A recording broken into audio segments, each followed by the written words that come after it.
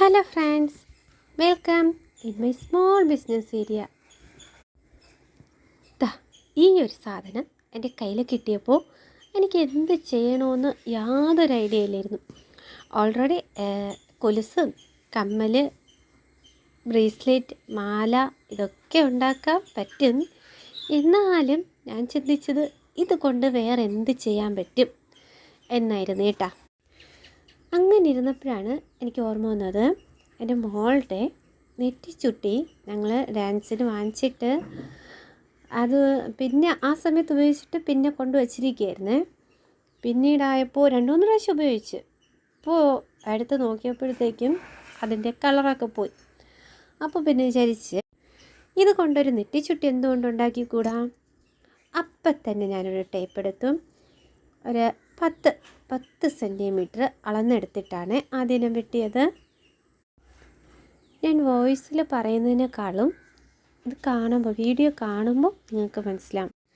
ഒരുപാട് ഹെവി ആയിട്ടുള്ളതൊന്നും അല്ല കേട്ടോ, വളരെ നൈസായിട്ട് കിടക്കണ ഒരു നെറ്റിച്ചുട്ടി, സിമ്പിളായിട്ടുള്ള ഒരു നെറ്റിച്ചുട്ടി.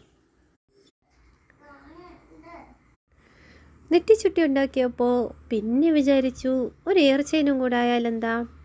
ഇയർ ചെയിൻ ഉണ്ടാക്കി കഴിഞ്ഞപ്പോൾ വിചാരിച്ചു ഒരു മാട്ടി തന്നെ ആയാലെന്താ എന്ന് വിചാരിച്ച് ഇത് 3 ഉണ്ടാക്കിയിട്ടുണ്ട് കേട്ടോ. 2 നെറ്റിച്ചുട്ടി, 2 തരത്തിലുള്ള നെറ്റിച്ചുട്ടി, ഒരു ഇയർ ചെയിന്, ഒരു സെറ്റ് ഇയർ ചെയിന്, പിന്നെ ഒരു മാട്ടിയും. മാട്ടിയെന്ന് ഉദ്ദേശിച്ചത് ഇയർ ചെയിനും നെറ്റിച്ചുട്ടിയും വന്നിട്ട് അത് കണക്ട് ചെയ്തിട്ടൊരു ഹാങ്ങിങ്ങും കൂടെ വരില്ല അതിൻ്റെ കൂടെ.